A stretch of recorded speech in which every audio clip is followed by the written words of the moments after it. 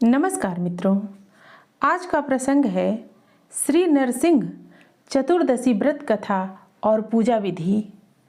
मित्रों, प्रसंग में आगे बढ़ने से पहले आप हमारे चैनल को अवश्य सब्सक्राइब कर लेना, वीडियो को लाइक और अपने मित्रों से शेयर करना, एक छोटा सा कमेंट्स लिखकर हमारा उत्साहवर्धन तो जरूर करना मित्रों। तो आइए कथा सुनते हैं और पूजा विधि जानते हैं। स्वयं प्रकाश परमात्मा जब भक्तों को सुख देने के लिए अवतार ग्रहण करते हैं, तब वह तिथि और मास भी पुण्य के कारण बन जाते हैं। जिनके नाम का उच्चारण करने वाला पुरुष सनातन मोक्ष को प्राप्त होता है।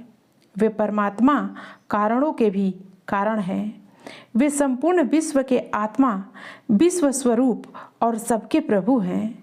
वे ही भगवान भक्त प्रहलाद का अभिष्ट सिद्ध करने के लिए नरसिंह रूप में प्रकट हुए थे, और जिस तिथि को भगवान नरसिंह का प्रकाट्य हुआ था, वह तिथि महोत्सव बन गई।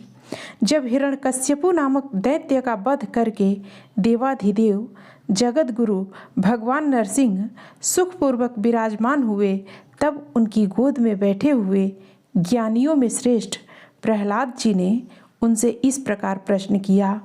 सर्वव्यापी भगवान नारायण नरसिंह का अद्भुत रूप धारण करने वाले आपको नमस्कार है। सुरेश्वर, मैं आपका भक्त हूँ, अतः यथार्थ बात जानने के लिए आपसे पूछता हूँ। स्वामिन, आपके प्रति मेरी अभेद भक्ति अनेक प्रकार से स्थिर हुई है। प्रभु, मैं आपको इतना प्रिय कैसे हुआ, इसका कारण बताइए। भगवान नरसिंह बोले, वत्स, तुम पूर्व जन्म में ब्राह्मण के पुत्र थे, फिर भी तुमने वेदों का अध्ययन नहीं किया। उस समय तुम्हारा नाम वसुदेव था। उस जन्म में तुमसे कुछ भी पुण्य नहीं बन सका। केवल मेरे व्रत के प्रभाव से मेरे प्रति तुम्हारी भक्ति हुई। पूर्व काल में ब्रह्मा जी ने सृष्टि रचना के लिए इस उत्तम व्रत का अनुष्ठान किया था। मेरे व्रत के प्रभाव से ही उन्होंने चराचर जगत की रचना की है, और भी बहुत से देवताओं, प्राचीन ऋषियों तथा परम बुद्धिमान राजाओं ने मेरे उत्तम व्रत का पालन किया है, और उस व्रत के प्रभाव से उन्हें सब प्रकार की सिद्धियां प्राप्त हुई हैं। स्त्री या पुरुष जो कोई भी इस उत्तम व्रत का अनुष्ठान करते हैं, उन्हें मैं सौख्य, भोग और मोक्ष रूपी फल प्रदान करता हूँ। प्रहलाद ने पूछा, देव, मैं आपकी प्रीति और भक्ति प्रदान करने वाले नरसिंह चतुर्दशी नामक उत्तम व्रत की विधि को सुनना चाहता हूँ। प्रभु, किस महीने में और किस दिन को यह व्रत आता है, आप बताने की कृपा कीजिए। भगवान नरसिंह बोले, बेटा प्रहलाद, तुम्हारा कल्याण हो। एकाग्रचित होकर इस व्रत को श्रवण करो। यह व्रत मेरे प्रादुर्भाव से संबंध रखता है, अतः वैशाख के शुक्ल पक्ष की चतुर्दशी तिथि को इसका अनुष्ठान करना चाहिए। इससे मुझे बड़ा संतोष होता है। पुत्र, भक्तों को सुख देने के लिए जिस प्रकार मेरा आविर्भाव हुआ, वह प्रसंग सुनो। पश्चिम दिशा में एक विशेष कारण से मैं प्रकट हुआ था। वह स्थान अब मूल स्थान मुल्तान क्षेत्र के नाम से प्रसिद्ध है, जो परम पवित्र और समस्त पापों का नाशक है। उस क्षेत्र में हारित नामक एक प्रसिद्ध ब्राह्मण रहते थे, जो वेदों के पारगामी विद्वान और ज्ञान ध्यान में सदा तत्पर रहने वाले थे। उनकी स्त्री का नाम लीलावती था। वह भी परम पुण्यमयी, सती रूपा तथा स्वामी के अधीन रहने वाली थीं। उन दोनों ने बहुत समय तक बड़ी भारी तपस्या की। तपस्या में ही उनके 21 युग बीत गए। तब उस क्षेत्र में प्रकट होकर मैंने उन दोनों को प्रत्यक्ष दर्शन दिया। उस समय उन्होंने मुझसे कहा, भगवन, यदि आप मुझे वर देना चाहते हैं तो इसी समय आपके समान पुत्र मुझे प्राप्त हो। बेटा प्रहलाद, उनकी बात सुनकर मैंने उत्तर दिया, ब्राह्मण, निसंदेह मैं आप दोनों का पुत्र हूँ, किंतु मैं संपूर्ण विश्व की सृष्टि करने वाला साक्षात परात्पर परमात्मा हूँ, सदा रहने वाला सनातन पुरुष हूँ, अतः गर्भ में नहीं निवास करूँगा। तब हारित ने कहा, अच्छा ऐसा ही हो। तब से मैं भक्त के कारण उस क्षेत्र में निवास करता हूँ। मेरे श्रेष्ठ भक्त को चाहिए कि उस तीर्थ में आकर मेरा दर्शन करे। इससे उसकी सारी बाधाओं का मैं निरंतर नाश करता रहता हूँ। जो हारित और लीलावती के साथ मेरे बाल रूप का ध्यान करके रात्रि में मेरा पूजन करता है, वह नर से नारायण हो जाता है।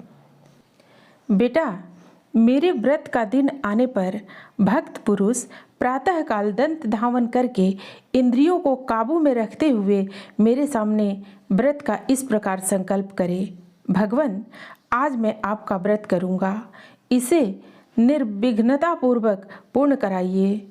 व्रत में स्थित होकर दुष्ट पुरुषों से वार्तालाप आदि नहीं करना चाहिए।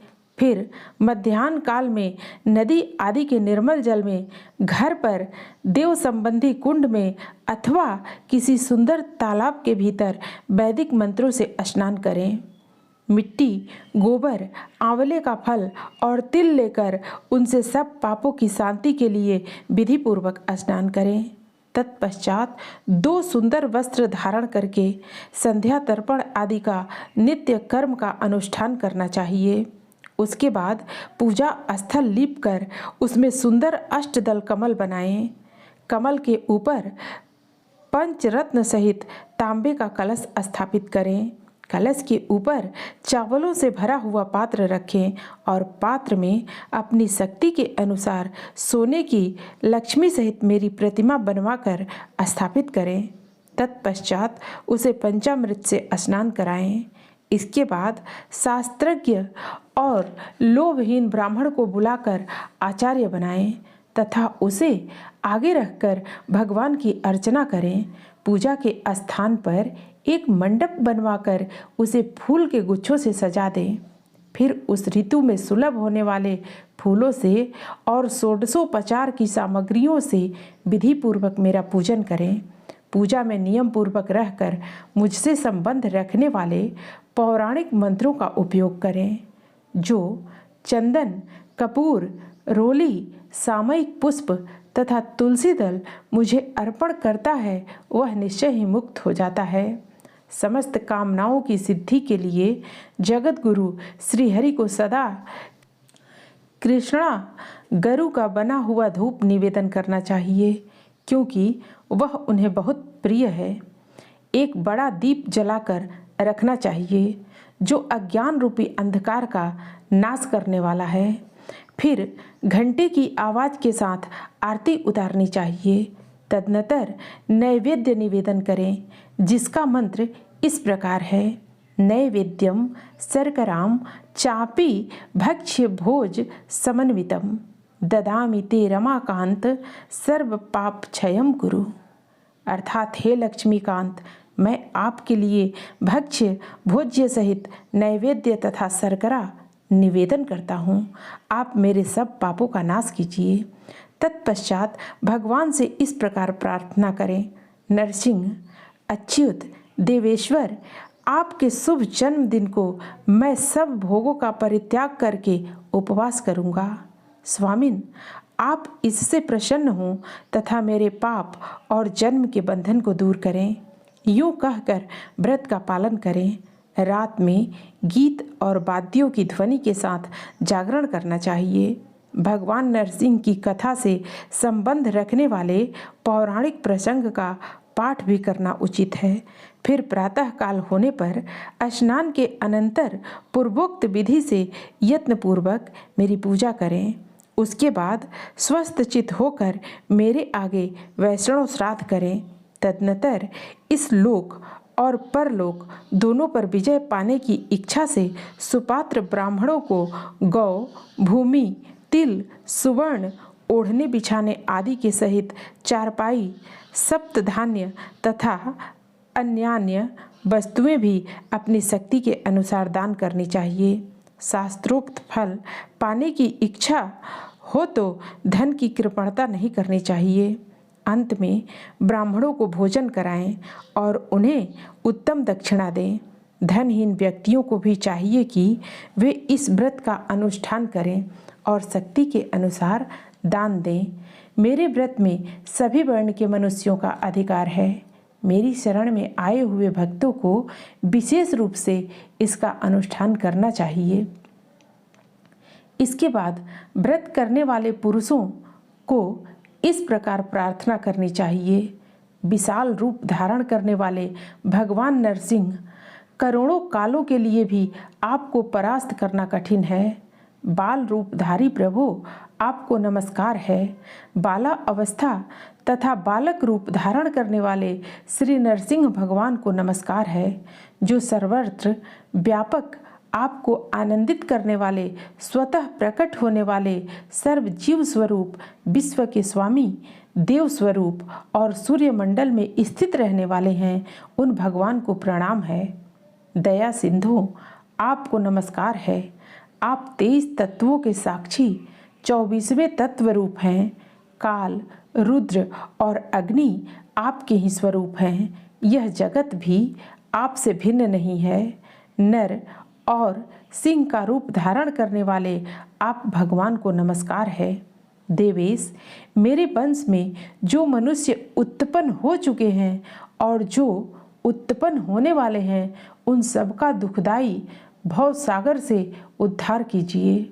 जगतपते, मैं पातक के समुद्र में डूबा हुआ हूँ। नाना प्रकार की व्याधियाँ ही इस समुद्र की जल राशि हैं। इसमें रहने वाले जीव मेरा तिरस्कार करते हैं। इस कारण मैं महान दुख में पड़ गया हूँ। शेष साई देवेश्वर, मुझे अपने हाथों का सहारा दीजिए और इस व्रत से प्रसन्न हो मुझे भोग और मोक्ष प्रदान कीजिए। इस प्रकार प्रार्थना करके विधि पूर्वक देवताओं का विसर्जन करें। उपहार आदि की सभी वस्तुएं आचार्य को निवेदन करें। ब्राह्मणों को दक्षिणा से संतुष्ट करके विदा करें।